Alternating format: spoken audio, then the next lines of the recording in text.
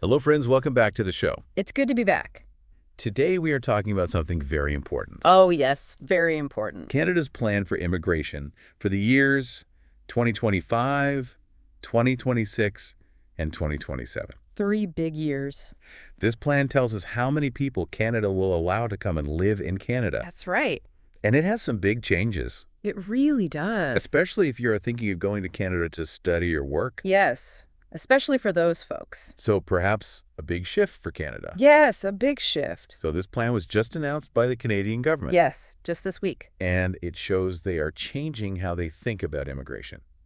How so? Well, Canada's welcomed a lot of people recently, They certainly have. but now they are slowing down. It seems that way. It seems like they want to make sure that everyone who comes to Canada can have a good life. Yes, make sure everyone can settle and succeed. So what are the biggest changes in this new plan? Well, one of the biggest is that Canada wants fewer temporary residents. Fewer temporary residents. Yes, temporary residents are people who come to Canada for a short time, Okay. like students Uh-huh. or workers. For people who aren't planning to stay permanently. Exactly. Yeah. Canada wants to have fewer of these people by the end of 2026. Okay, by the end of 2026. They want the number of temporary residents to be only 5% of all the people living in Canada. 5%. That sounds like a big change. It is a significant reduction. So how will they make that happen? They're already doing a few things. Like what? Well, for example, they're making it harder to get a study permit. A study permit. Yes, the document that allows someone to study in Canada. So it'll be harder to get that. Yes. More requirements, stricter criteria, Okay. and it's also more expensive now for students to live in Canada. More expensive in what way? Well, the cost of living has gone up, Of course. and tuition fees for international students are also higher. I see. So more financial barriers for students. Exactly. And are there other changes? Yes. They are also changing the rules for work permits. Work permits. Yes, the permission to work in Canada. And how are those rules changing? Well, they're making it harder for some people to bring their families. So if you come to Canada to work, you might not be able to bring your family. That's right. At least not as easily as before. Okay, I understand. So it sounds like Canada is making it harder to come to Canada even for a short time. Yes, that's the direction they seem to be heading in. What about people who want to stay in Canada? Well, Canada wants to have fewer permanent residents, too. Fewer permanent residents, too. Yes, they're planning to let in fewer people each year. Fewer each year. How much fewer? Well, in 2025, they want to let in 395,000 people. Okay. In 2026, they want to let in even fewer, only 380,000. Wow. And in 2027, they want to let in only 365,000 people. So a steady decrease over the next 3 years. That's right. That is a big difference from the last few years when Canada was letting in over 400,000 people each year. Yes, a significant reduction. So if you want to stay in Canada for good, Uh. it will be much harder now. Yes, it Yeah. will definitely be more competitive. We have to remember that those numbers are for all types of permanent residents. All right, different categories. There are different groups of people who can become permanent residents in Canada. Exactly. Can you tell us more about these different groups? Of course.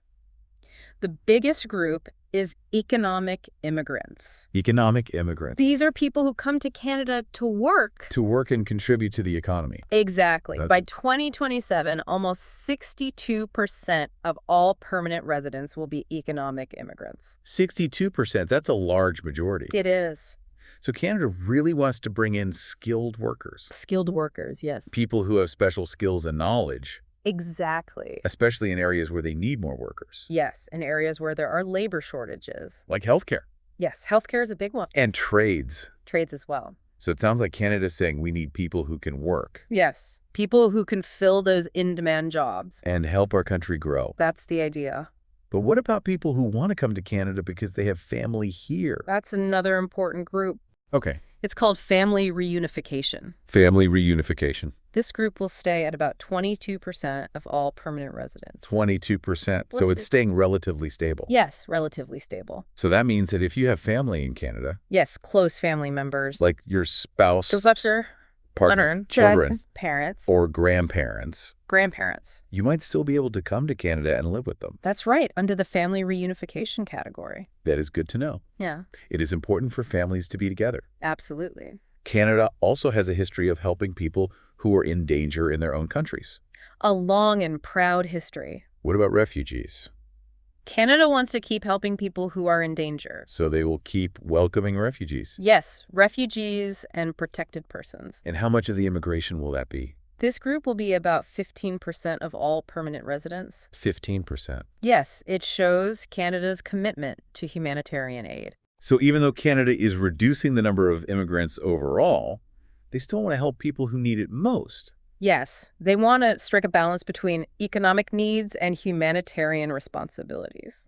Are there any other ways people can come to Canada as permanent residents?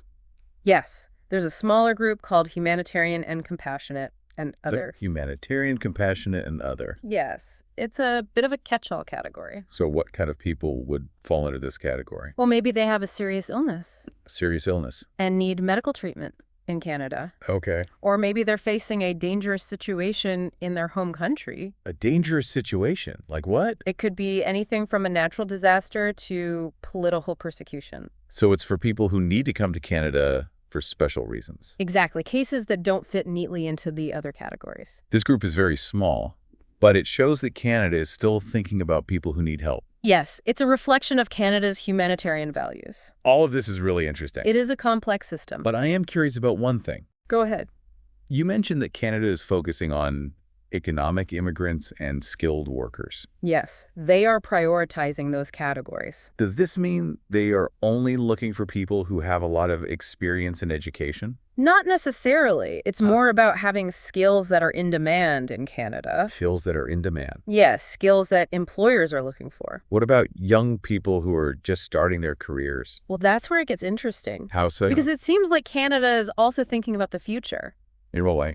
They know that many people who come to Canada as students or temporary workers end up wanting to stay here permanently. That makes sense. And they want to make it easier for these people to become permanent residents. So they're looking at people who are already in Canada Yes, people who are already integrated into Canadian society, and saying if you're working hard contributing to the economy. and contributing to our country, you might have a chance to stay. Exactly. They're recognizing the value that these individuals bring. That makes a lot of sense. It does create a pathway for those who have already invested in Canada. And do we know how many people that might be? More than 40% of the people who will become permanent residents in 2025 are expected to already be living in Canada as students or workers. 40%, that's a significant portion. It is. It shows that Canada is looking for people who are already here, who understand Canada, and who want to make Canada their home. So we've talked about the changes for temporary and permanent residents. We've covered a lot of ground. And we've seen that Canada is looking for skilled workers Skilled workers are in high demand. and people who are already contributing to the country. Those who have already established themselves in Canada, It seems like it will be harder to immigrate to Canada the next few years. yes, the competition will be fierce. This is important information for anyone who dreams of living in Canada. Absolutely. It's essential to be aware of these changes. But there's one more thing we need to talk about. What's that? Canada has 2 official languages, English and French. That's- And the government has said they want to attract more French-speaking immigrants. They have indeed. What can you tell us about that? Well, Canada wants to make sure that both English and French are strong languages in the country. To maintain the bilingual character of Canada. Exactly. And they're looking for more people who speak French. Especially outside of Quebec. Outside of Quebec, why is that?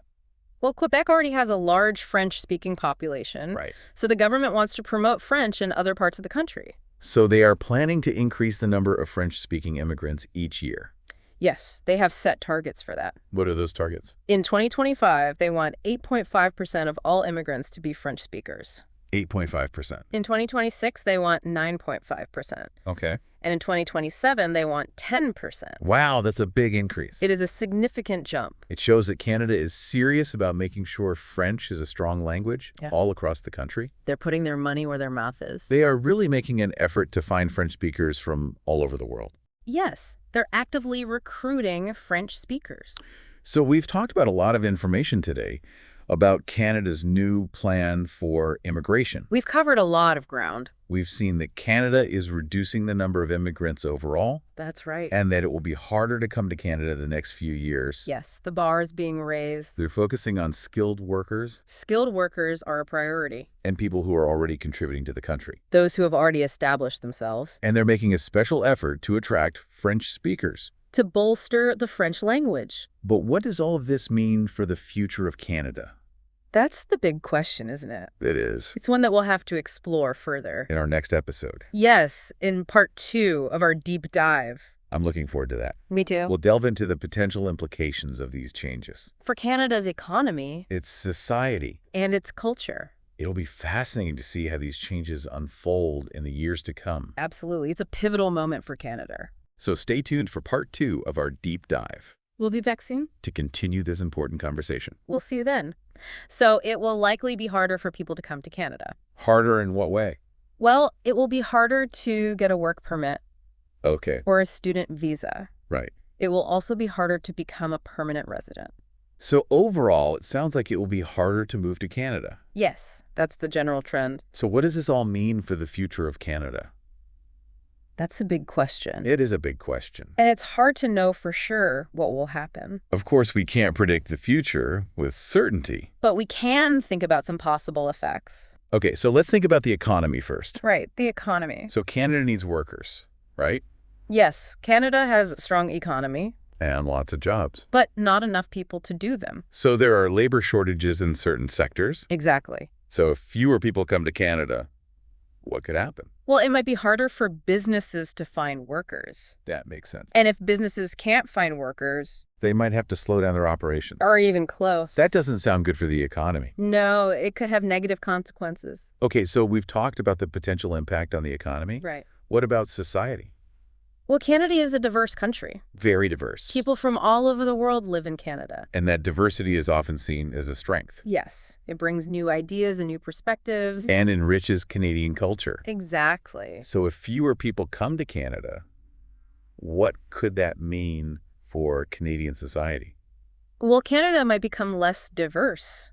Less diverse. Yes, if immigration slows down. And could that have negative consequences? It's possible. How so? Well, diversity is often seen as a driver of innovation and creativity. So a less diverse society might be less innovative. It's a possibility. Okay, and what about the cultural landscape of Canada? Well, we talked about language earlier. Right. Canada has 2 official languages, English and French. And the government wants more French speakers to come to Canada. Do they have specific targets for French-speaking immigration? Yes, they want to increase the proportion of French speakers among newcomers. So if more French speakers come to Canada, what could happen? It could change the balance between English and French. In what way? Well, it could strengthen the presence of French outside of Quebec. Which is something the government is aiming for. Exactly. So this is all a lot to think about. It is. There are many potential implications of these changes to Canada's immigration plan. And it will be interesting to see how these changes actually play out in the years to come. Yes. It will be fascinating to observe how Canada evolves in response to these shifts. And we'll continue to follow these developments closely. Absolutely. We'll keep our listeners informed. It's also important to remember that Canada is not the only country changing its immigration rules. Oh, that's an interesting point. Many countries around the world are facing similar problems. Like what kinds of problems? Well, they're trying to find the best way to welcome new people, while also taking care of the people who already live there. So balancing the needs of newcomers with the needs of existing residents. Exactly. It's a delicate balancing act. And it sounds like a global challenge. It is a global challenge. So each country is trying to find the best solution for its own situation. Yes, there's no one-size-fits-all approach to immigration. And because things are changing all the time, Yes, the world is constantly evolving. it's important to keep learning about immigration Absolutely, to stay informed about the latest development. because it's a complicated topic Very complicated, with many factors to consider. and it affects many people. Millions of people around the world. It affects the countries involved Both sending and receiving countries. and also the individuals and families who are looking for a new life. The human side of immigration is often overlooked, Right behind all the numbers and rules, there are real people with real hopes and dreams. and real struggles. Yes, it's important to remember that. If we understand their stories, If we can empathize with their experiences. we can be more understanding and helpful. Exactly, we can build a more compassionate and welcoming world. So we need to find ways to make the world a more welcoming place for everyone, Yes, to create opportunities for people to thrive. while also thinking about the problems that can happen when people move from one country to another. Yes, to address the challenges of integration and social cohesion. It's a complex issue with no easy answers. But it's an important conversation to have. Absolutely. And one that we'll continue to explore on this show. Thank you for having me today. It's been a pleasure. It's been a pleasure having you. Thank you for sharing your insights with us. You're welcome. I hope our listeners found it informative. I'm sure they did. We covered a lot of ground today. We did from temporary residents to permanent residents. From economic immigrants to refugees. And from English to French. It's been a fascinating deep dive into Canada's new immigration plan. And the potential impact it could have on the country's future. So for our friends of this show, don't forget to subscribe and check the links in the description for more information. and as always, have a great day.